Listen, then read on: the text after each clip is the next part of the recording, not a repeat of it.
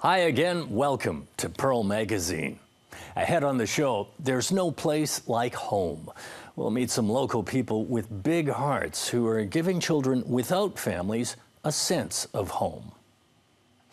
First up, any pet lover will tell you that having a special animal companion can be a great way to relieve stress.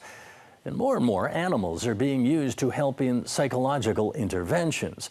But while animal-assisted service is becoming recognized in Western countries, it's been slow to catch on in Hong Kong. Pearl Magazine's April Zhou introduces us to a few people who are trained in this increasingly popular animal therapy. Max. Max. Good boy. Max is a 5-year-old beagle. His owner Yanis Orr bought him from a local dog shelter when he was just 4 months old. When I went to the dog shelter, I saw Max in a cage, and he would reach out and try to lick our hands. He would also try to rush out of the cage. The owner approached us and said, "If you are interested, I would give you a big discount." Yanis didn't take him because she had no plans of having a pet. But she changed her mind when she saw Max 1 month later at the shelter. He had grown much bigger but was kept in the same tiny cage. He could barely stand straight. We felt sorry for him and decided to bring him home. Good boy. Good boy. Good boy. High five. High five. Good. Down. Hook. Bang. When he first arrived, he was cautious. We bought him a cage and opened the door. But he just stayed inside all day. He was so skinny, you could see his ribs under the skin. We guess the shelter owner didn't feed him enough to keep him from growing too fast, making him hard to sell. That's why when he eats, it's like his last meal every time. With Yanis, Max became a calmer, more confident dog. One day, a friend recommended he join an animal-assisted program. This started both Yanis and Max on their journey to becoming a therapy team. Animal-assisted interventions, or AAI, are goal-oriented and structured interventions that use animals for therapy in health, education, and human services. They help people with health and wellness. An animal therapy team, the handler and the animal, work together in AAI. If the animals have built up some bonding with human beings, then humans are more attached to the animals. Then with that attachment, then there may be some chemistry between the animals and the service recipient that would enhance the outcomes of a project. Clinical psychologist Paul Wong has been studying AAI for 10 years. He says dogs are the most common service animals in the world because they're easy to train and more obedient than other animals. Max has been in service for almost 2 years now. Today, Yanis and Max meet some animal lovers. They're students taking a course on human-animal interaction. Today is the final sessions, as well as it's a practicum activities. They have to design the activities, balancing the welfare of dogs as well as the human needs. 5 students role-play as small kids and interact with Max. One wants to high-five Max. Max, 呢度 high five。佢有啲緊張。我哋揀到第2個方法啦。個場地咧，一嚟佢好少去啦。 That site was pretty strange to Max. Sounds echo loudly here, and it's packed with people. The students were all strangers to him, so he got a bit nervous, but he relaxed when he sat next to me. After I demonstrated the high five, he started to feel secure, and then he high-fived another person. Each handler of the dogs have to learn a interaction wisdom with their dog. For example, if Max is a very creative dog, that means when we design the program, we have to be very energetic, playful, and then the handler have to be very proactive to draw the attention from Max in order to help him to enjoy the activities. Debbie Ngai is the lecturer for this course. She says the other canines in today's class are more easygoing. They are just like us, have these different personalities, and they have different preferences, and they have different strengths and weakness. If they wish to be a therapy dogs, they have to be at least 2 years old. Then they have to be healthy, and then they have to feel comfortable around humans or animals. The students say the experience is both eye-opening and helpful. And I learned from this course that my dog actually doesn't have the qualities to be a therapy dog. I am an occupational therapist. I work with elderly with dementia and also kids with autism. I would like to learn more about animal-assisted therapy and then see if they can apply on my job. Becoming a professional handler isn't easy. If someone would like to achieve a career or more sophisticated trainings and animal-assisted intervention, they have advanced course. I think the society have been underestimated how much knowledge and preparation we should have. The lack of a certified or endorsed organization in the city means professional training is unavailable. Without training, the welfare of the animals may not be cherished by the service recipients or the students. They might not be aware of how to read or observe the so-called animals' behavior. Those determined to become trainers will have to study overseas. Debbie flew to Taiwan for certified training in 2013. When she returned, she founded an NGO for animal-assisted therapy that same year. When we first started, there is much more myths on animal-assisted intervention or animal-assisted therapy. People think petting animals is already a therapy. So we spend years on promoting. Then as people begins to realize animals really can benefit humans' well-being, so people started to integrate animals in their own work, but they tend to neglect the animal needs and emotions. Another charity recruiting therapy dogs was founded that same year. Eddie Lee, who also trained overseas, set up the charity. It currently has 60 therapy teams. He started with his own dog, Dam Ding. It is approaching Lunar New Year. Someone posted an injured dog photo onto the multimedia, and I found that it is quite serious at that time because his left eye already swollen and popped out a little bit and dried already. I contacted with the original post person and rescued him and brought him to a vet clinic. The vet removed his left eye. According to Eddie, during the operation, the dog kept showing his smiling face. That's why he was named Dam Ding, which means calm in Cantonese. Eddie kept Dam Ding at home with him, although he had already rescued 6 dogs at the time. Some of the friends there said maybe I can consider doing a little bit more than just rescue him. With my own study on animal-assisted intervention, I found that he is quite qualified as a therapy dog.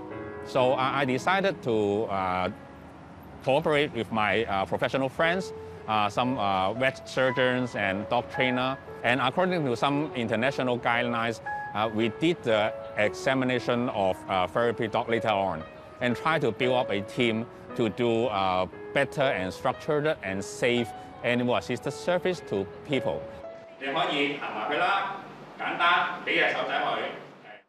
Eddie has been offering free services over the years. For people or organizations, they may feel a little bit worried about the hygiene or about the safety. Will they bite? Will they mess up the place? So sometimes they are a little bit reluctant if they need to pay and try a service that they are very concerned or very new to them. So to explore more or to elaborate more to them, some free service is quite beneficial for us to approach different areas of the society.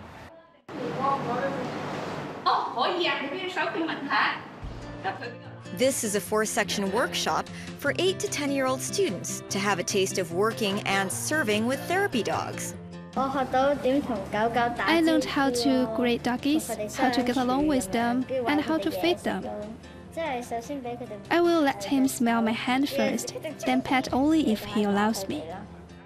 There are so many different theories and so many different views from the world that even saying a hello to doggies, there are already many different arguments. It is very important to learn more about how to interact and how to respect. Dogs are themselves, not our attachment. They are our companion and not our pets, actually. I think people learn how to love a different species. It takes time. I am quite proud of our team that we still stick to our beliefs, that we want to bring human and people together professionally and then in a humane way. We always talk about win-win situations. I think we do keep practicing in our own service. We have different pathways we are going, but we are on the right track. After the break, family ties. The caregivers helping disadvantaged local kids feel like they belong. Stay with us.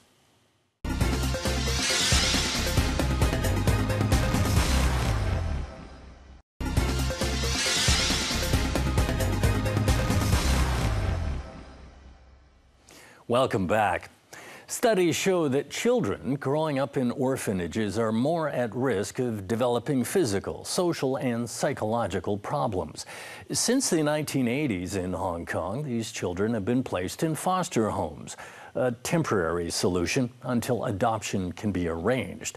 But there is a chronic shortage of foster parents here, with some 200 children on a waiting list. Pro Magazine's Tina Jiang met some of the caregivers, providing these children a sense of belonging and the all-important foundations of family life until the day they might find their own home.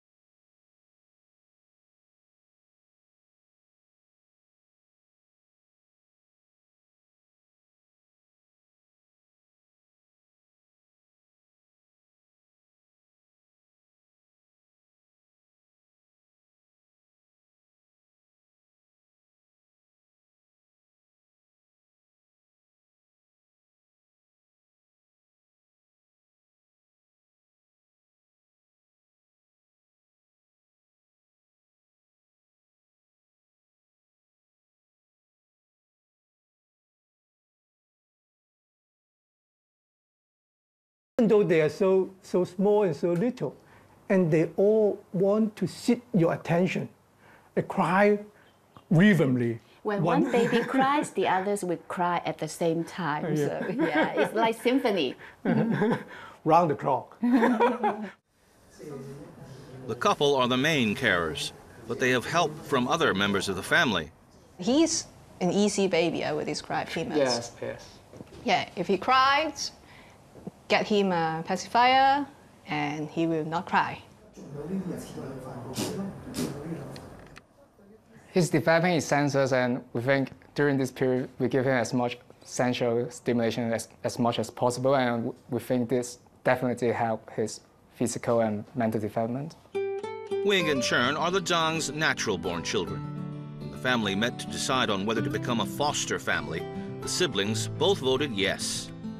I used to be a Sunday school teacher back in my church and taking care of those 3 to 5 years old, and I have experienced the joy of nurturing. I just thought, cool, I could have like 24/7 a baby around, and that makes me so excited. Having a new sibling is a very new experience for me. I'm the youngest brother in this family, but with this new sibling, I really enjoy spending time with him. With a newborn baby, it comes with responsibility. Life, I know it sounds a bit cliche, but it do let us know how we can take everything for granted.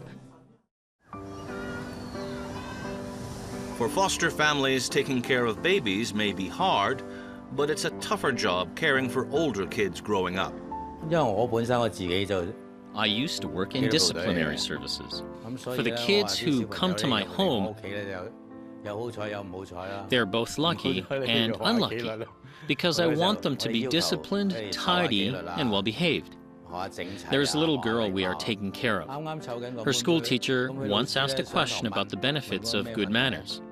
She's the only one who raised her hand and answered. Mr. and Mrs. Yu have been working as foster parents since their own children left home to study overseas. At that time, our 2 daughters were studying in the UK. They only came back at Christmas or for summer holidays. So my wife had a lot of free time. One day we saw the advertisement in the subway calling for foster parents. We thought we could give it a try. In the past 18 years, the couple became the temporary parents of 74 kids. There was a little girl that came here at 13. Now she's over 20. She lived here for a month. When she was leaving, we told her that we hoped that one day she would go to college. We were not very serious. But 10 years later, we got a call from her saying that she made it and invited us to her graduation ceremony. It was an unforgettable memory for us. In Hong Kong, there are around 900 families like the Zhangs and the Yus, providing short or long-term foster care to children in need. These children eventually go back to their original families, or are adopted, or simply become adults on their own. It's a very unique residential childcare service in Hong Kong. It provides family care for the children under 18. For those, their family cannot provide adequate care for their children. Maybe their family face their family issue like drug addiction, mentally, financial, physical illness, or even they are in prison. Carrie Kong has been working as a social worker for over 10 years. She knows how a foster child benefits from being in a family. It's really important for the children to explore the external world, to trust others, to trust even themselves. If the children can stay and live in the family, they can experience how a family is operating. What is the father role, mother role, sibling role? Foster care is now into its 4th decade since the Social Welfare Department established its Central Foster Care Unit in 1982. In the old days, children are put into the orphanage, and in the 90s, we established several institutions to take care of children who cannot take care of by their families. And now we have over 900 foster care families. We understand that children are best nurtured in a family setting with secure and stable living environment. However, both Kong and Lam say that in the last 4 decades, the biggest challenge has always been finding enough foster families. At least more than 200 children are on the waiting list. That means they are in need of home care, but they may still suffer from the unfavorable living environment and waiting for the placement. She says the average waiting time is 7 months. Some even need to wait over a year. Many families still have concerns about the service. They will think it's a really big responsibility to take care of others' kids. This is life. They may think I should be very rich or my house should be very big to be a foster parent, but it's totally not true. What we search for is just a real and ordinary family, someone with love and can open their door for their children in need. Retirees have always been the main group providing foster care service because they tend to have more time. But NGOs and the government hope younger families can join as well. At present, we have 1,130 foster care places, which means that at any one time, we have about 1,000 foster care children in need of our service. So the more the foster families in Hong Kong, the faster and the easier the children in need can get the type of support and care. According to the Social Welfare Department, foster families are now receiving a monthly allowance of $6,402 to cover the child's daily living expenses and another incentive payment of $4,802 as a token of appreciation. For those providing foster care on an emergency basis or for kids under 3 or for special needs kids, an extra $1,600 is granted per month. Lam says most of the foster parents don't really care about the money. They love the kids with their whole hearts, and sometimes love makes it hard to say goodbye. Hey, it was heartbreaking, of course. Yeah. You are leaving your family members. They feed by you, they bath by you, they change the diaper with you. Whenever it is separate, emotionally, it is not easy to accept. But you have to face the reality. Before little son, the Zhangs had been looking after another baby, and after 2 years, the inevitable separation was very emotional. It's not easy to say goodbye, but it's also exciting to see them. They are moving on to the next chapter in their life, and they are moving to a family who are really willing to give and make long-term commitments. So we feel blessed to be part of this journey. That's our show for this week. Next week, what to make of the change from made in Hong Kong to made in China. Thanks for your time. See you next week.